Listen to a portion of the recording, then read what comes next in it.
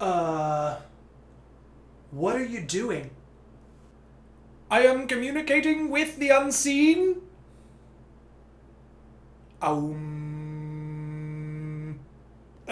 Whoa, jeez. Look at the time. Gotta go.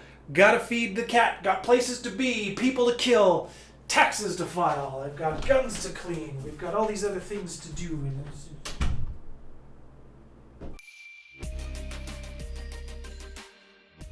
So you want to play an elf, do you?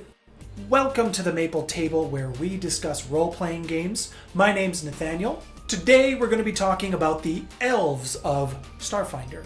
They are a really cryptic race, even more secretive than the old-timey elves. See Pathfinder elves. The starting stats of an elf, of your standard elf, is going to be +2 dexterity, +2 intelligence, and a -2 to your constitution. Elves will also receive a +2 racial bonus. Elves will also receive a +2 racial bonus to overcoming enchantment, spells, and effects. Elves will also receive a +2 bonus to their caster level for the purpose of overcoming spell resistance, and a +2 to mysticism checks. They will also receive a +2 to perception checks. And they can see in low light.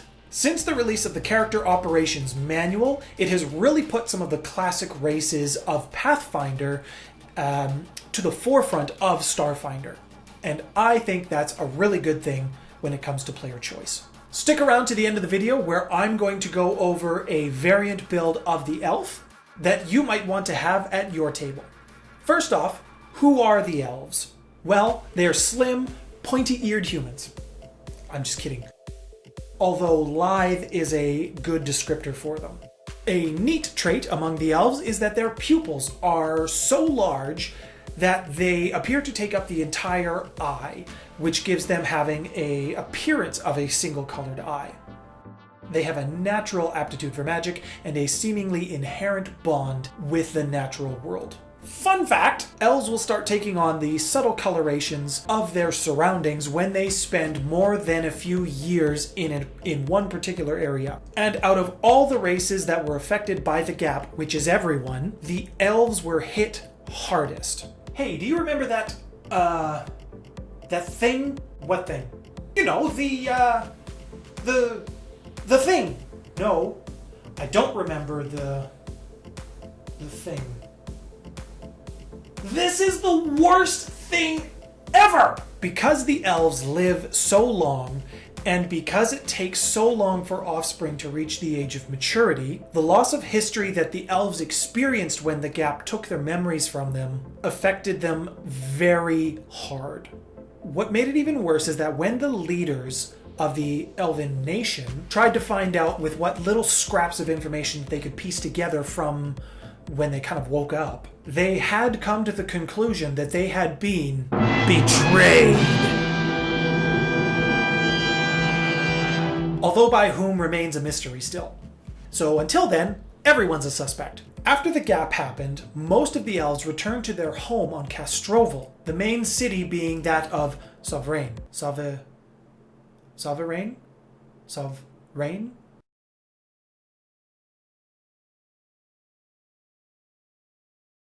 The main city being that of Sovereign. For the elves, there was definitely a few adventuring sorts who wanted to go get their kicks out in space. These elves are referred to by everyone on Castroval, and probably the Elven nation, as forlorn elves. They are called forlorn because they do not have the respect of the Elven nation when it comes to the council and the planet of Castroval. Also, when you are a forlorn elf and you pick a life of adventure, you tend to outlive your adventuring companions, and it really sucks watching everyone you love die. Most forlorn are viewed with suspicion and pity. Within the comfortable walls of their cities, the elves are passionate. They are whimsical, dare I say aloof. But kind of like that scene in any western when a stranger enters the saloon. When the new guy walks in, it goes dead silent. That's what it's like for an outsider to walk into an elvish city. While elves have embraced technology and the security that that brings, they have also held their affinity for magic in very high regard. Many elves go on to be technomancers, mystics, or operatives when they go on their life of adventure.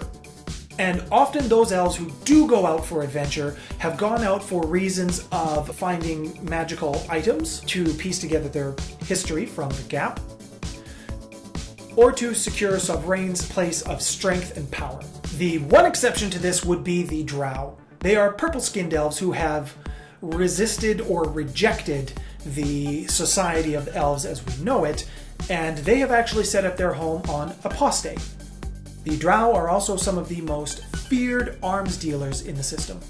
Although they are feared, this hasn't stopped the Elvish Council from allegedly sending rogue assassinations, rogue fleets to try to purify the corruption.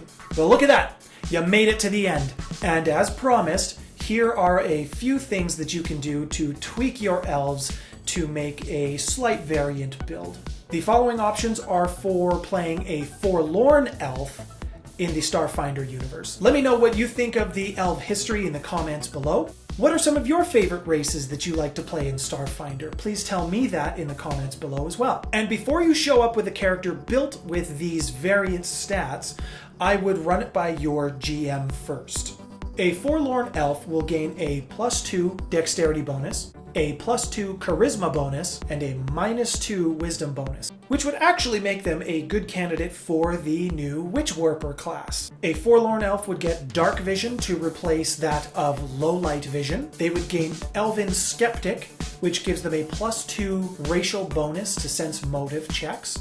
And once per day, they can re-roll their sense motive check and use the higher of the two numbers. This would replace Elven immunities. They will get Forlorn Connection, which will give a +2 to diplomacy checks. And they can cast Comprehend Language once per day. At 10th level, they will be able to cast Tongues once per day. And finally, we'll toss in Wilderness Running, which would give them a +2 racial bonus to survival checks. And this would replace Keen Senses.